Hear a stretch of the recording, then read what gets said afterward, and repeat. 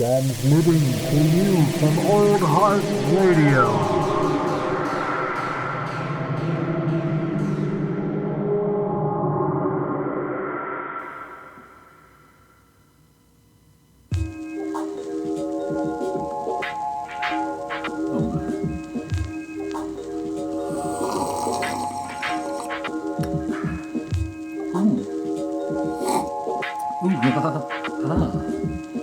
My oh my. Hello! That's right, this is another episode of Coffee and Contemplation. I'm your motherfucking boy, Old Heart. That's right. And you may know me, you may not know me, and that's okay, because I don't know you. But either way, you're still listening to my voice. And, well, that sounds a little culty. Kudos for being here. Kudos for being alive.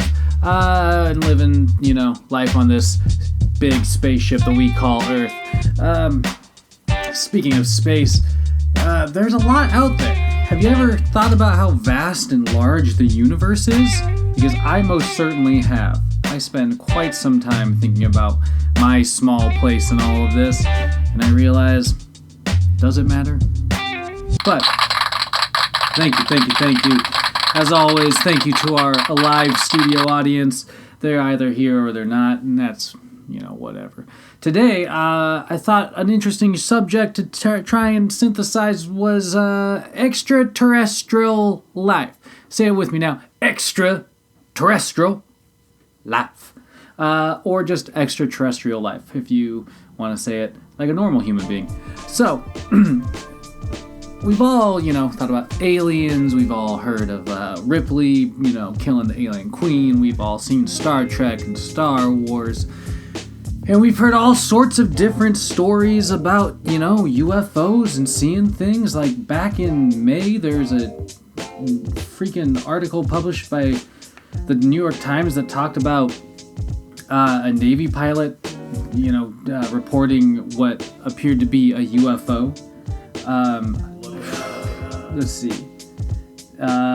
It's not just one Navy pilot. It was like multiple Navy pilots had reported about these unknown flying objects that they couldn't just figure out. They couldn't, point at and say like would have a definitive. We know what this is, where it's from, what its purpose is, whatever.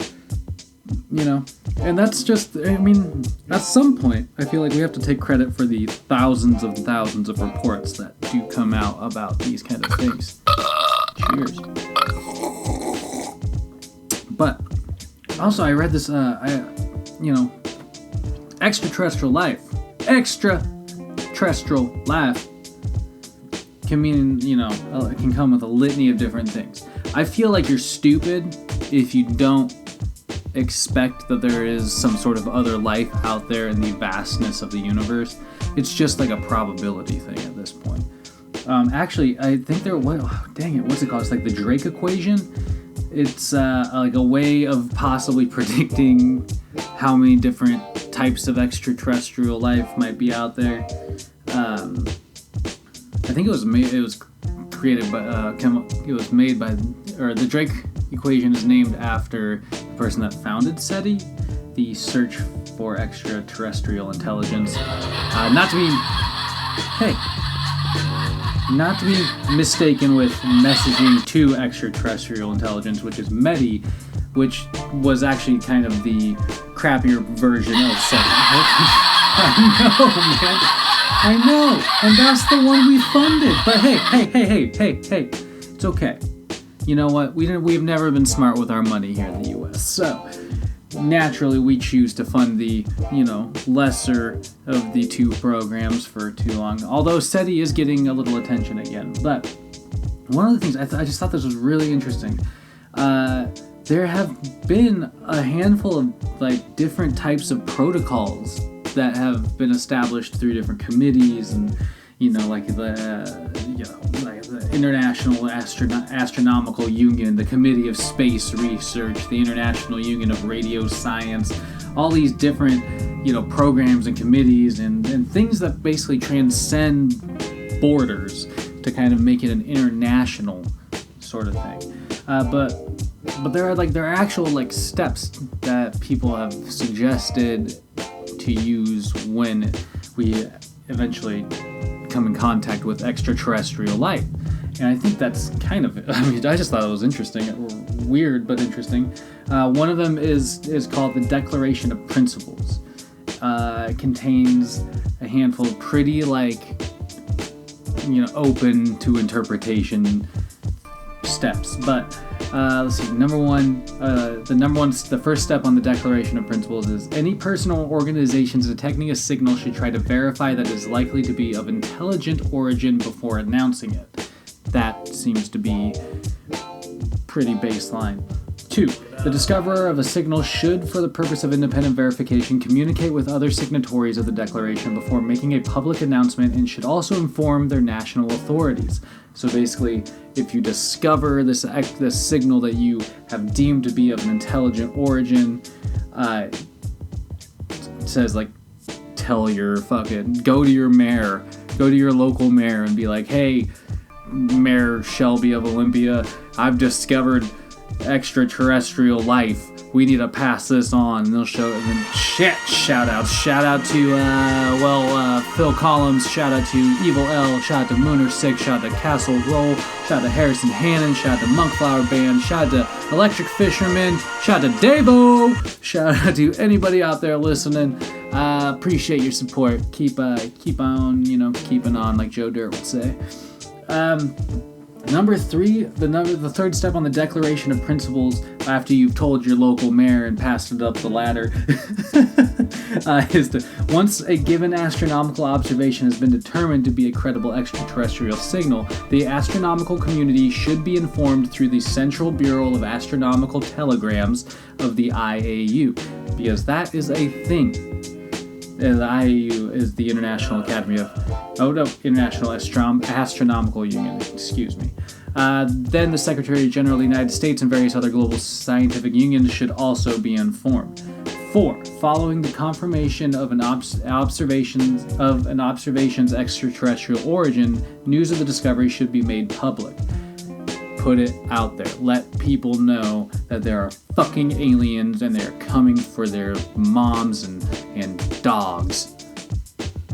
I don't know why moms and dogs, because they're the two best things in a family unit.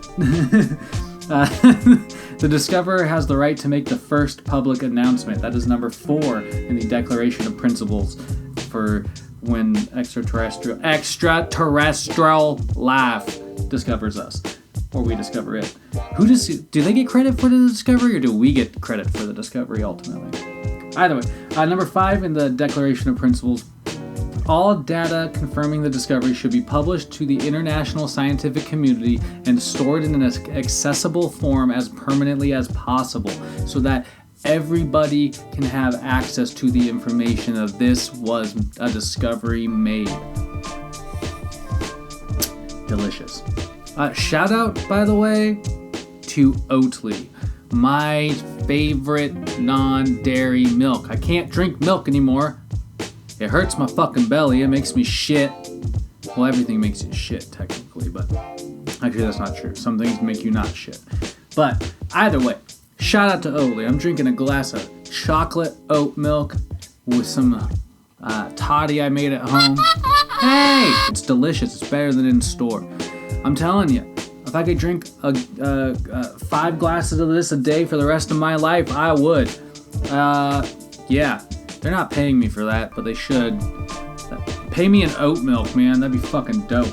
Either way, the 6th step on the Declaration of Principles is should evidence for extraterrestrial life take the form of electromagnetic signals, the Secretary General of the International Telecommunications Union, ITU, should be contacted and may request in the next ITU weekly circular to minimize terrestrial use of the electromagnetic frequency bands in which the signal was detected. Hot dog. Okay, so I think they'd probably do it faster than that. Like, hey, next week when we're using this gear, let's not use it as much. All right, number 7 in the Declaration. Neither of the discoverer nor anyone else should respond to an observed extraterrestrial intelligence extraterrestrial intelligence. Doing so requires the international agreement under separate procedures. So don't respond. It's like don't talk to strangers, basic principle. Number 8 in the Declaration of Principles, the 8th step. The SETI Permanent Committee of the IAA and Commission 51 of the IAU should continually review procedures regarding detection of extraterrestrial intelligence and management of data related to such discoveries. A committee comprising members from various international scientific unions and other bodies designated by the committee should regulate continued SETI research. Okay.